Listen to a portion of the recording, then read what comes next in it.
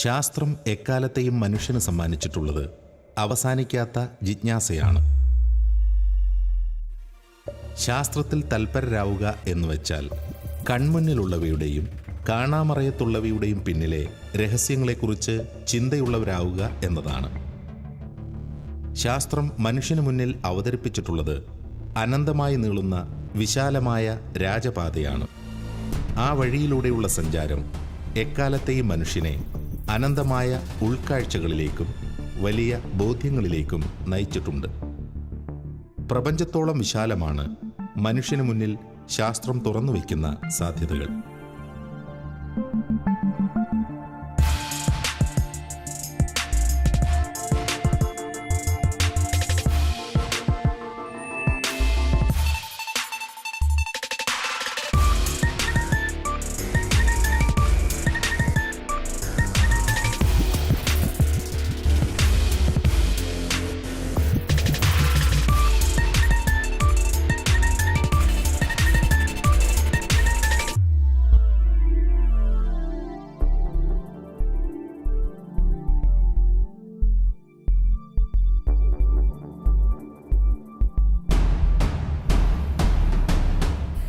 ശാസ്ത്രചരിത്രത്തിൽ ഏറ്റവുമധികം ചർച്ച ചെയ്യപ്പെട്ടിട്ടുള്ളതും മാനവരാശിയെ ഏറ്റവുമധികം സ്വാധീനിച്ചിട്ടുള്ളതുമായ നേട്ടങ്ങളാണ് ഭൗതികശാസ്ത്രത്തിൻ്റെ കണ്ടെത്തലുകൾ. ഏറ്റവും പഴക്കം ചെന്ന ശാസ്ത്രശാഖ കൂടിയാണ് ഭൗതികശാസ്ത്രം. കൺമുന്നിൽ കാണപ്പെടുന്നവയെക്കുറിച്ച് ആഴത്തിൽ ചിന്തിച്ചു തുടങ്ങിയ മനുഷ്യരിലൂടെയാണ് ഭൗതികശാസ്ത്രത്തിന് അടിത്തറ പാകപ്പെട്ടത്.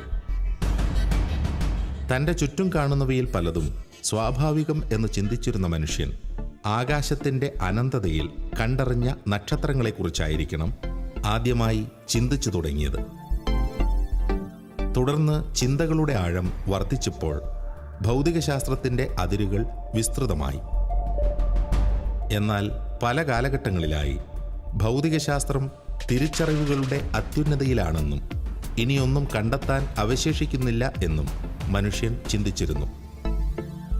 കഴിഞ്ഞ നൂറ്റാണ്ടിൻ്റെ ആരംഭത്തിൽ പ്രശസ്തരായ ശാസ്ത്രചിന്തകരുൾപ്പെടെ അപ്രകാരം കരുതി. എന്നാൽ അത്തരം കാഴ്ചപ്പാടുകളെ കാലം തിരുത്തി കുറിക്കുകയാണുണ്ടായത്. ലോജിക്കൽ പോസിറ്റിവിസ്റ്റുകളും കൂട്ടരുമൊക്കെ വ്യാഖ്യാനിച്ചിരുന്നു, പദാർത്ഥമാത്രപരമായിട്ട് പദാർത്ഥത്തെ അധികരിച്ചുകൊണ്ട് നമുക്ക് സമസ്ത പ്രതിഭാസങ്ങളെയും സമ്പൂർണമായിട്ട് വിശദീകരിക്കാൻ സാധിക്കുന്ന ഒരു കാലം വന്നു ചേർന്നിരിക്കുന്നു. മെറ്റഫിസിക്സിനൊന്നും ഒരു സാങ്കത്യവും ഇനിയില്ല, ഫിസിക്സ് ഇത് അവസാനിക്കാൻ പോകുന്നു എന്നുള്ളൊരു കാഴ്ചപ്പാടായിരുന്നു അന്ന് നിലനിന്നിരുന്നത്. അങ്ങനെ വരുമ്പോൾ അതിഭൗതിക ശാസ്ത്രത്തിനോ തത്വശാസ്ത്രത്തിനോ ദൈവശാസ്ത്രത്തിനോ ഒന്നും ഫിസിക്സിൽ യാതൊരു സ്കോപ്പുമില്ല എന്നുള്ളൊരു ചിന്താഗതിയായിരുന്നു നിലനിന്നിരുന്നത്. ഏതാണ്ട് 100 വർഷം കഴിഞ്ഞപ്പോൾ വേറൊരു ഫിസിസിസ്റ്റ് ഒരു ഗ്രന്ഥം എഴുതുകയാണ്, God and the new physics എന്ന ആ പുസ്തകത്തിൻ്റെ പേര്. ഓസ്ട്രേലിയൻ ഫിസിസിസ്റ്റായ പോൾ ഡേവിസ് ആയി ഗ്രന്ഥത്തിൻ്റെ കർത്താവ്. അദ്ദേഹം ഒരു തീയിസ്റ്റ് അല്ല, എന്ന് വെച്ചാൽ വ്യക്തിയായ ഒരു ദൈവത്തിൽ വിശ്വസിക്കുന്നയാളല്ല അദ്ദേഹം. എന്നിരുന്നാൽ പോലും അദ്ദേഹത്തിൻ്റെ മുഖവുരയിലെ വിഖ്യാതമായ ഒരു പ്രസ്താവനയുണ്ട്, bizarre it might seem but in my opinion today science offers a surer path to God than religion. ഇന്ന് ദൈവത്തിലേക്ക് ഒരുപക്ഷെ മതത്തെക്കാളും കൂടുതൽ സുനിശ്ചിതമായ പാത പ്രദാനം ചെയ്യുന്നത് ശാസ്ത്രമായിരിക്കാം എന്ന് അദ്ദേഹം പറയുന്നത്. അദ്ദേഹം ഒരു ഭൗതിക ശാസ്ത്രജ്ഞനാണ്. ഭൗതിക ശാസ്ത്രത്തിൽ സംഭവിച്ചിരിക്കുന്ന പാരഡൈം ഷിഫ്റ്റുകളുടെ ചുവട് പിടിച്ചുകൊണ്ട് വലിയ ദാർശനിക ഉൾക്കാഴ്ചയോടുകൂടി അദ്ദേഹം ഈ പ്രസ്താവന നടത്തുന്നത് എന്ന് നമ്മൾ മനസ്സിലാക്കുകയാണ്. നമ്മുടെ ഷാലോം ലൈറ്റ് ഓഫ് ട്രൂത്തിൻ്റെ ഈ വരുന്ന ഏതാനും 4-5 എപ്പിസോഡുകളിൽ നമ്മൾ മുഖ്യമായും ചർച്ച ചെയ്യുക ഭൗതിക ശാസ്ത്രത്തിൻ്റെ ദാർശനിക ദൈവശാസ്ത്രപരമായ ഉൾക്കാഴ്ചകളെക്കുറിച്ചായിരിക്കും. Quantum physics, thermodynamics, Higgs boson, chaos theory മുതലായവയൊക്കെ നമ്മുടെ ചർച്ചയ്ക്ക് വിഷയമായിരിക്കുന്നവയായിരിക്കും. കഴിഞ്ഞ ഒരു നൂറ്റാണ്ടിനിടെ ഭൗതികശാസ്ത്രത്തിൻ്റെ വിശാലമായ മതിൽക്കെട്ടിനുള്ളിൽ വളർന്നു വികസിച്ച സങ്കീർണങ്ങളായ ചിന്താധാരകൾ ഈ ശാസ്ത്രശാഖയുടെ സാധ്യതകളെ അനന്തമാക്കി തീർത്തു. ആധുനിക ശാസ്ത്രത്തിൻ്റെ നേട്ടങ്ങൾക്കും ആധുനിക മനുഷ്യൻ്റെ സുഖസൗകര്യങ്ങൾക്കും പിന്നിൽ മുതൽ എണ്ണമറ്റ സങ്കീർണ ചോദ്യങ്ങൾക്കുള്ള വിശദീകരണങ്ങൾക്കും അടിസ്ഥാനമായത് ഇത്തരം ചില പുതിയ വഴിത്തിരിവുകളായിരുന്നു. ഭൗതികശാസ്ത്രത്തെക്കുറിച്ചുള്ള ആധുനിക ശാസ്ത്രചിന്തകരുടെ കാഴ്ചപ്പാടുകളെ തന്നെ വിപ്ലവകരമായി മാറ്റിയെഴുതുവാൻ കാരണമായ അത്തരമൊരു ശാഖയാണ് ക്വാണ്ടം ഭൗതികം. അശാസ്ത്രീയമെന്ന വിശേഷണങ്ങളുണ്ടായിരുന്ന ചില ചിന്തകൾക്ക് പോലും ക്വാണ്ടം ഫിസിക്സ് സംബന്ധമായ കണ്ടെത്തലുകൾ ബലം പകർന്നു. ക്വാണ്ടം ഫിസിക്സ് ഒക്കെ കടന്നു വന്ന ആദ്യ കാലഘട്ടത്തിലെ ചിന്താഗതി പദാർത്ഥത്തിൻ്റെ രഹസ്യങ്ങളൊക്കെ ഭൗതികശാസ്ത്രം അറിയുന്നു, മെറ്റഫിസിക്സിനൊന്നും സാങ്കത്യമില്ല എന്നുള്ള കാഴ്ചപ്പാടായിരുന്നു. പക്ഷേ ക്വാണ്ടം ഫിസിക്സ് ആണ് ഒരുപക്ഷെ വിരോധാഭാസം എന്ന് തന്നെ പറയണം, ഭൗതികശാസ്ത്രത്തെ അതിഭൗതിക ശാസ്ത്രവുമായിട്ട് കൈകോർത്ത് പിടിപ്പിക്കുവാൻ നിർബന്ധിക്കുന്നത് എന്ന് ചിന്തിക്കേണ്ടിയിരിക്കുന്നു എന്ന് തോന്നുകയാണ്. മെറ്റഫിസിക്സും ഫിസിക്സും ഏറ്റവും അധികം അടുത്തു വരുന്നത് ഭൗതികശാസ്ത്രത്തിൻ്റെ തന്നെ അകത്തളങ്ങളിലാണ് എന്നുള്ളത് വളരെ ചിന്തോദ്ദീപകമായ ഒരു കാര്യമാണ്. ന്യൂ ഫിസിക്സിൻ്റെ ആവിഷ്കാരത്തോടുകൂടി ഇന്ന് തത്വശാസ്ത്രത്തിനും ദൈവശാസ്ത്രത്തിനുമൊക്കെ ഒത്തിരി പുതിയ ഉൾക്കാഴ്ചകൾ ലഭിക്കുകയാണ്. പരമ്പരാഗത ദൈവശാസ്ത്രങ്ങളെ തിരുത്തിക്കൊണ്ടും അവയെ അഭിവൃദ്ധിപ്പെടുത്തിക്കൊണ്ടും തന്നെ ഒത്തിരി നവീനങ്ങളായ കാഴ്ചപ്പാടുകൾ ഇന്ന് ഭൗതികശാസ്ത്രത്തിൽ നിന്നും സംലഭ്യമായിക്കൊണ്ടിരിക്കുകയാണ്. ഇത്തരണത്തിലുള്ള അതിഭൗതികതയുടെ സാധ്യതകൾ നമുക്ക് ഒത്തിരി ദാർശനിക ദൈവശാസ്ത്ര ഉൾക്കാഴ്ചകൾ പകർന്നു തരുന്നുണ്ട്. നമ്മുടെ ഇന്നത്തെ എപ്പിസോഡിൽ ക്വാണ്ടം ഫിസിക്സിൻ്റെ ദാർശനികവും ദൈവശാസ്ത്രപരവും ജ്ഞാനമീമാംസപരവുമായ ഉൾക്കാഴ്ചകളായിരിക്കും നമ്മൾ ചർച്ചയ്ക്ക് വിഷയീഭവിപ്പിക്കുന്നത്.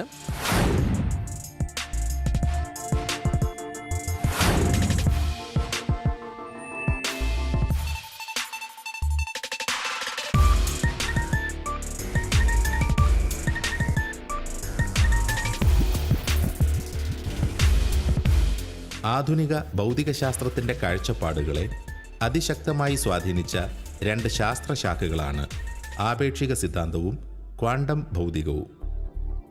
കഴിഞ്ഞ നൂറ്റാണ്ടിലെ പ്രതിപാദനനായ ശാസ്ത്രജ്ഞനായിരുന്ന ആൽബർട്ട് ഐൻസ്റ്റീനാണ് ആപേക്ഷിക സിദ്ധാന്തത്തിൻ്റെ ഉപജ്ഞാതാവ്. ക്വാണ്ടം ബലതന്ത്രത്തിൻ്റെ പിതാവ് എന്നറിയപ്പെടുന്നത് ജർമ്മൻ ശാസ്ത്രജ്ഞനായ മാക്സ് പ്ലാങ്ക് ആണ്. ഭൗതികശാസ്ത്രത്തിലെ അതിപ്രധാനമായ ഈ രണ്ട് സിദ്ധാന്തങ്ങളും ഉരുത്തിരിഞ്ഞത് 20-ാം നൂറ്റാണ്ടിൻ്റെ ആദ്യപാദത്തിലാണ്. ഭൗതിക നിയമങ്ങളെ വിശദീകരിക്കുവാൻ ഇവ രണ്ടും ആവശ്യമാണെന്ന് മനസ്സിലാക്കിയ ഐൻസ്റ്റീൻ ഉൾപ്പെടെയുള്ള ശാസ്ത്രജ്ഞർ രണ്ട് ആശയങ്ങളും ഉൾക്കൊള്ളുന്ന കൂടുതൽ ഫലപ്രദമായ മറ്റൊരു സിദ്ധാന്തം രൂപപ്പെടുത്തുവാൻ ശ്രമിച്ചിരുന്നു.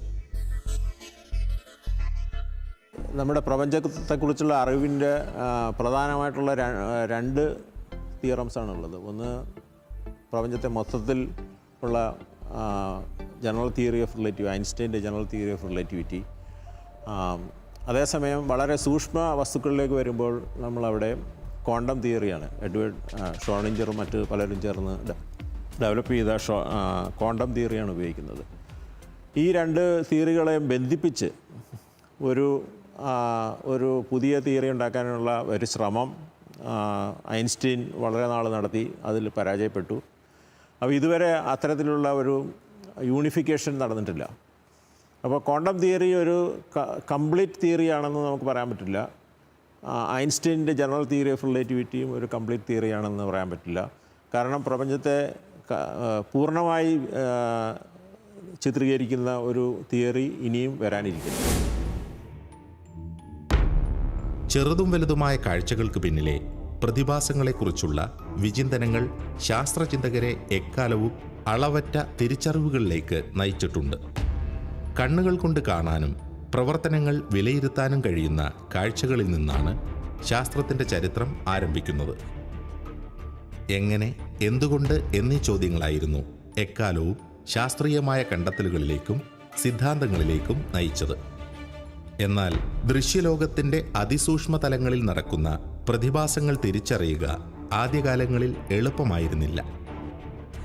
ചൂടിൻ്റെയും വൈദ്യുതിയുടെയും പ്രകാശത്തിൻ്റെയും ശബ്ദത്തിൻ്റെയും കൈമാറ്റം മുതൽ പ്രകാശ സംശ്ലേഷണം വരെയുള്ള സൂക്ഷ്മമായ പ്രവർത്തനങ്ങൾ എപ്രകാരമാണ് സംഭവിക്കുന്നത് എന്ന ചോദ്യങ്ങളാണ് സൂക്ഷ്മലോകത്തെക്കുറിച്ചുള്ള പഠനങ്ങളിലേക്ക് ശാസ്ത്രത്തെ നയിച്ചത്.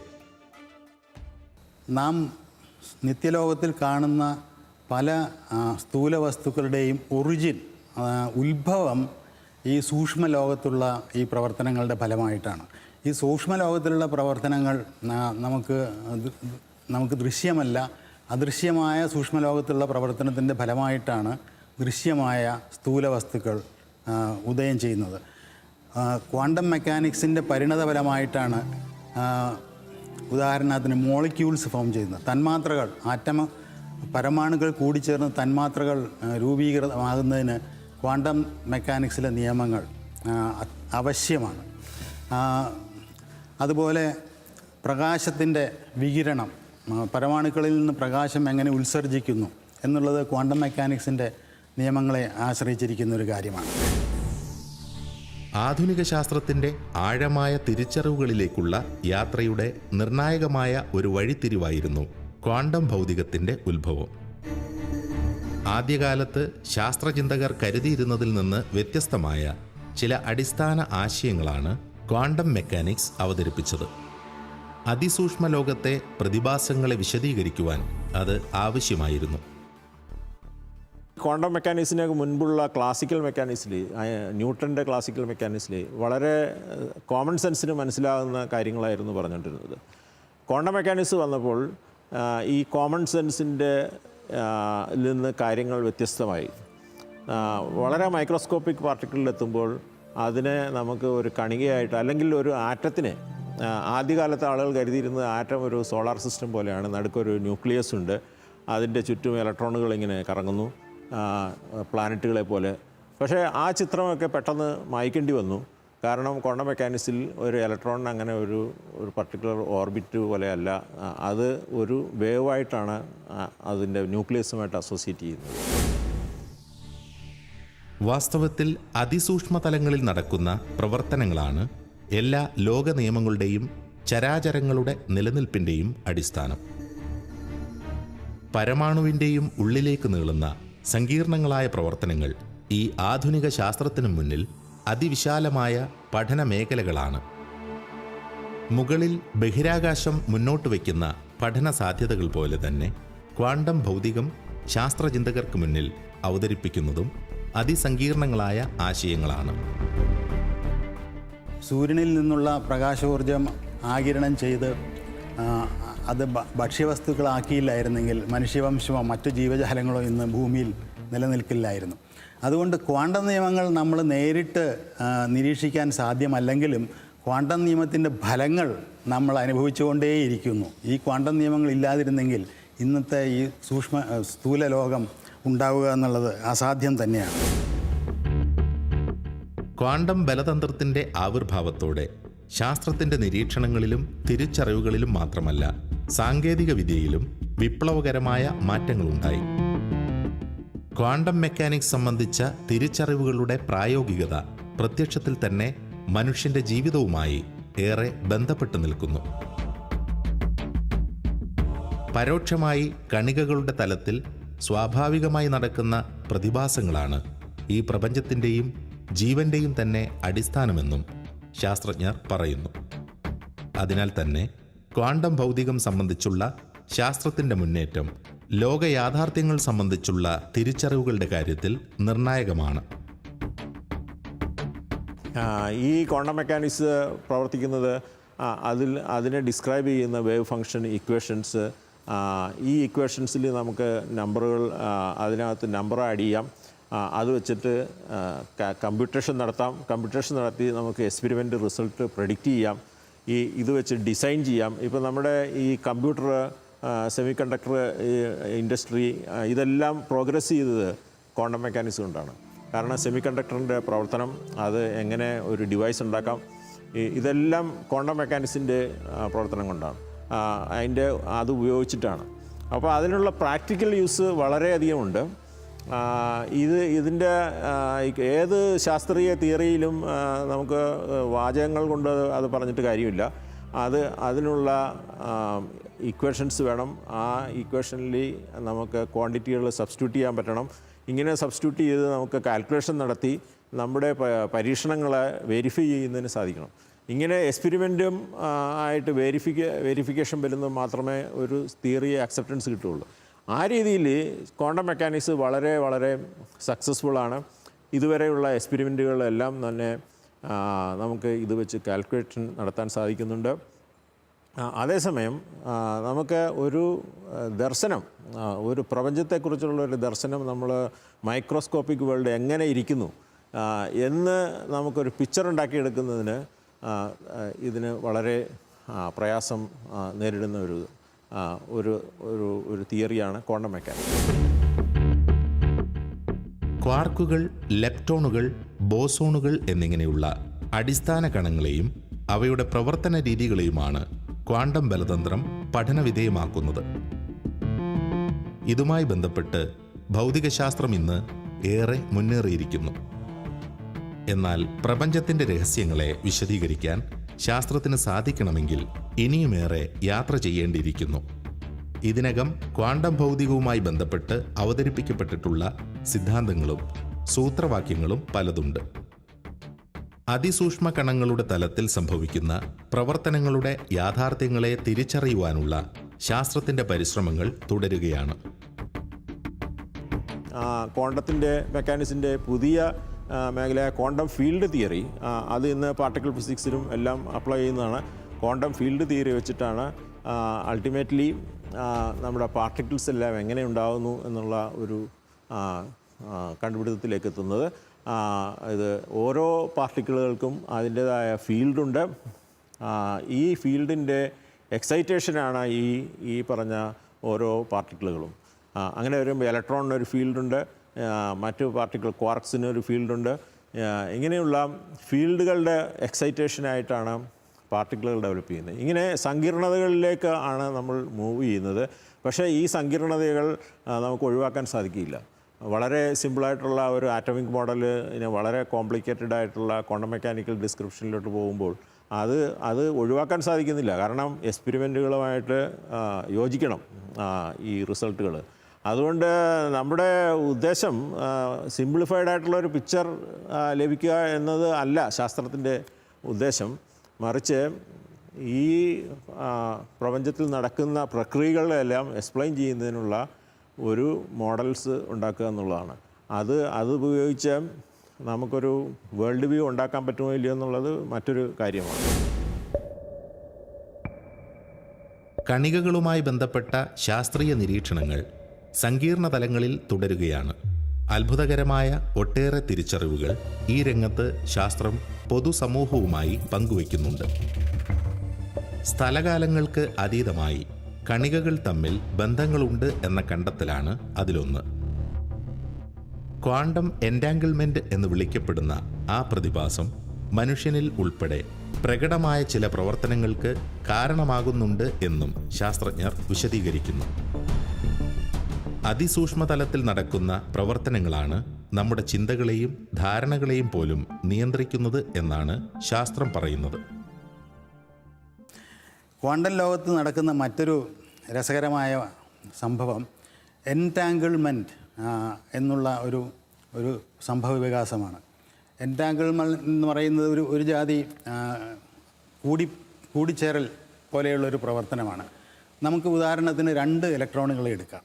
ആ 2 ഇലക്ട്രോണുകളെ പരസ്പരം ബന്ധിപ്പിക്കുക ഏതെങ്കിലും ഒരു വിശേഷ പ്രോപ്പർട്ടി ഉപയോഗിച്ച്, ഉദാഹരണമായിട്ട് സ്പിൻ എന്ന് പറയുന്ന ഭ്രമണം എന്ന് പറയുന്ന ആ വിശേഷം ഉപയോഗിച്ച് 2 ഇലക്ട്രോണുകളെ കൂട്ടിച്ചേർക്കുക സാധ്യമാണ്.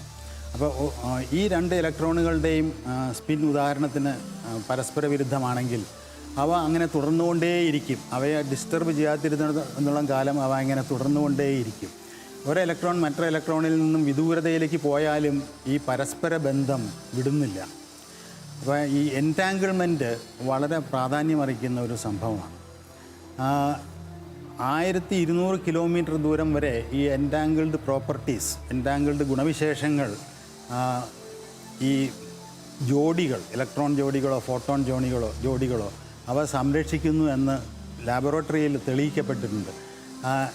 എന്നാൽ നമുക്കിപ്പോൾ ഊഹിക്കാവുന്നതേ ഉള്ളൂ ഈ എൻറ്റാങ്കിൾമെൻറ്റ് എന്ന് പറയുന്നത് രണ്ട് കണങ്ങൾ വളരെ വളരെ വിദൂരത്തായാൽ പോലും, മില്യൺസ് ഓഫ് കിലോമീറ്റേഴ്സ് ദൂരത്താണെങ്കിൽ പോലും ഈ എൻറ്റാങ്കിൾമെൻറ്റ് എന്നുള്ള ആ ഗുണവിശേഷം അത് സൂക്ഷിക്കപ്പെടും. That will be preserved. അതൊരു വളരെ ഇമ്പോർട്ടൻ്റ് റിസൾട്ടാണെന്ന് അടുത്ത കാലത്ത് പല നിരീക്ഷകരും പറയുകയുണ്ടായി. അതിൻ്റെ ഏറ്റവും പ്രധാനമായൊരു വശം നമ്മുടെ കോൺഷ്യസ്നെസ്, അവബോധം, ഇത് എവിടെ നിന്ന് ഉത്ഭവിക്കുന്നു എന്നുള്ളതിനെക്കുറിച്ചുള്ള അന്വേഷണങ്ങൾ ലോകത്തെമ്പാടും നടന്നുകൊണ്ടിരിക്കുകയാണ്. ഈ പ്രത്യേക ഗുണവിശേഷം, അതായത് അവബോധം, കോൺഷ്യസ്നെസ് എന്നുള്ളത് അണുക്കളുടെയും കണികകളുടെയും എൻറ്റാങ്കിൾമെൻറ്റിൽ നിന്നാണ് ഉദയം ചെയ്യുന്നത് എന്ന് അടുത്ത കാലത്ത് പരീക്ഷണപരമായിട്ട് തെളിയിക്കപ്പെട്ടിരിക്കുന്നു എന്നുള്ളത് വളരെ പ്രാധാന്യമറിയിക്കുന്നൊരു വിഷയമാണ്. ക്വാണ്ടം ബലതന്ത്രത്തിൻ്റെ സ്വാധീനം ജീവജാലങ്ങളുടെ സൂക്ഷ്മതലങ്ങളിലെ ജൈവിക പ്രവർത്തനങ്ങളിൽ നിർണായകമാണ് എന്ന തിരിച്ചറിവ് ശാസ്ത്രത്തിൽ പുതിയതാണ്. ക്വാണ്ടം എൻറ്റാങ്കിൾമെൻറ്റ് എന്ന വിസ്മയനീയമായ പ്രതിഭാസം ഉദാഹരണമാണ്. പരിണാമത്തിന് പോലും ആധാരമായി പ്രവർത്തിക്കുന്നത് അതിസൂക്ഷ്മ കണികകളാണ് എന്നാണ് ചില ആധുനിക ശാസ്ത്രജ്ഞരുടെ വിശദീകരണം.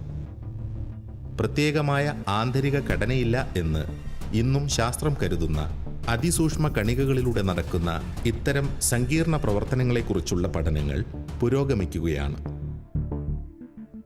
ക്വാണ്ടം ഭൗതികത്തിൻ്റെ വിവിധ തലങ്ങൾ മനുഷ്യജീവിതത്തെയും മനുഷ്യൻ്റെ അവബോധത്തെയും എങ്ങനെയാണ് സ്വാധീനിക്കുന്നത് എന്നതിനെക്കുറിച്ചുള്ള ഗവേഷണങ്ങൾ ലോകത്തെമ്പാടും നടന്നുകൊണ്ടിരിക്കുകയാണ്.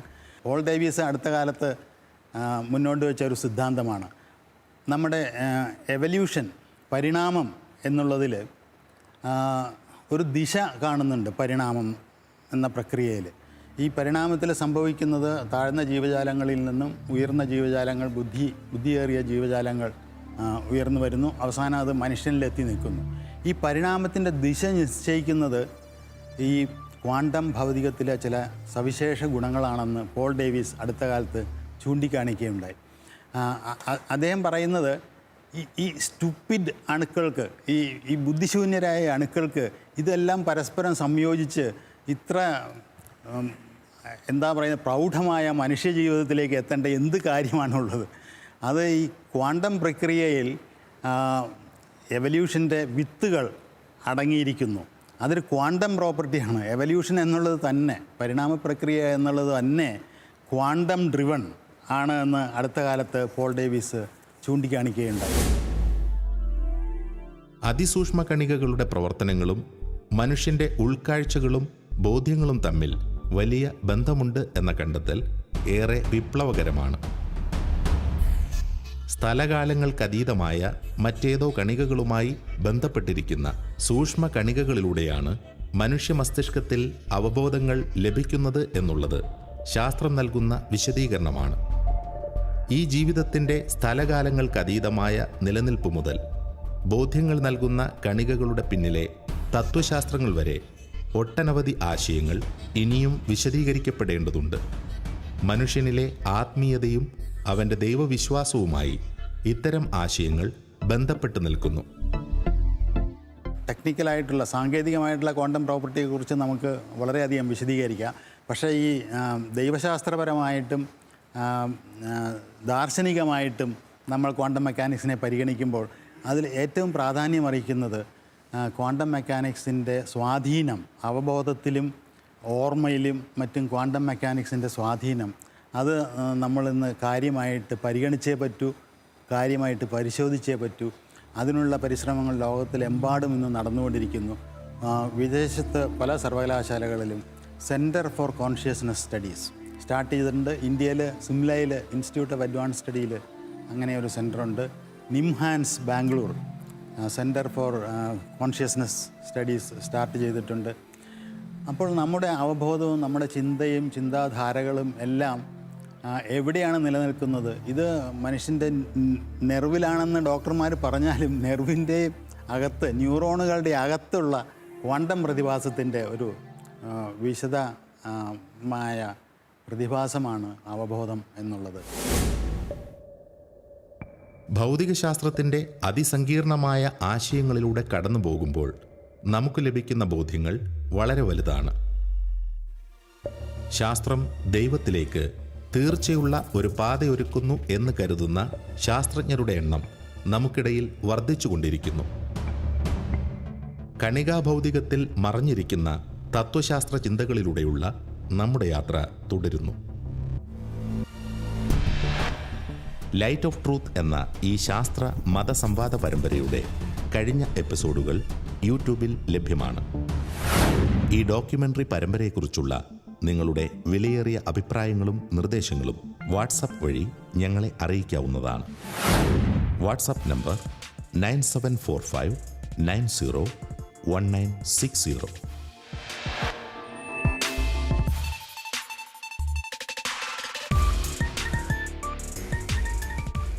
ബഹുഭൂരിപക്ഷം ആൾക്കാർക്കും സയൻറ്റിഫിക് നോളജ് ഇല്ല. അപ്പോൾ ഈ സയൻറ്റിഫിക് നോളജ് ഇല്ലാത്തവരിലേക്ക്, അവരുടെ ലാംഗ്വേജിലേക്ക് ഇത് ട്രാൻസ്ലേറ്റ് ചെയ്യുവാനായിട്ട് ഇതാരും ശ്രമിച്ചിട്ടില്ല എന്നുള്ളതാണ് സങ്കടകരമായ ഒരു കാര്യം. ഹിസ്റ്ററി അറിയാവുന്നവർക്കോ ഫിലോസഫി അറിയാവുന്നവർക്കോ മറ്റ് രാഷ്ട്രീയ കാര്യങ്ങളിലെ പൊളിറ്റിക്സ് അറിയാവുന്നവർക്കോ ഒന്നും സയൻസിനെ കുറിച്ചുള്ളതായ അറിവുകളില്ല എന്നുള്ളത് ഒരു ഭൂരിപക്ഷം ആളുകൾക്കും സയൻറ്റിഫിക് നോളജ് വളരെ തുലവും ചുരുക്കമാണ്. പക്ഷേ ഇപ്പോൾ അൺസർട്ടനിറ്റി പ്രിൻസിപ്പിൾ പറയുന്നത് അങ്ങനെയല്ല. നമ്മുടെ നോളജിന് ഒരു പരിമിതിയുണ്ട്. ആ പരിമിതി വരുന്നത് റിലീജിയസുകാരോ ഫിലോസഫേഴ്സോ ഒന്ന് അറ്റാക്ക് ചെയ്തുകൊണ്ടല്ല. ആ പരിമിതി വരുന്നത് സയൻസിൽ നിന്ന് തന്നെയാണ്. ഹൈസൻബർഗ് ഡിറൈവ് ചെയ്തത്, ഈ അൺസർട്ടനിറ്റി പ്രിൻസിപ്പിൾ ഡിറൈവ് ചെയ്തത് സയൻസ് ഉപയോഗിച്ചാണ്, മാത്തമാറ്റിക്സും സയൻസും ഉപയോഗിച്ചാണ്. ക്വാണ്ടം ഭൗതികത്തിന് തന്നെ തലതൊട്ടപ്പന്മാരിൽ ഒരാളായ നീൽസ് ബോർ പറഞ്ഞിട്ടുണ്ട്, physics concerns not what nature in itself but what we can say about nature. പ്രകൃതി അതിൽ തന്നെ എന്താണ് എന്നുള്ളതല്ല, പ്രപഞ്ചത്തെപ്പറ്റി നമുക്ക് എന്ത് പറയാൻ സാധിക്കുമെന്നുള്ളതാ ക്വാണ്ടം ഫിസിക്സ് പറഞ്ഞു തരുന്നത് പോലും. അതായത് മൗലികമായ പ്രപഞ്ചം ഒരു പരിധിവരെ ഭൗതികത്തിനും അതീതമാണ് എന്നുള്ള ഒരു ഉൾക്കാഴ്ചയെ അദ്ദേഹം ഇവിടെ സ്ഥിരീകരിക്കുന്നത് എന്ന് നമ്മൾ മനസ്സിലാക്കുന്നു.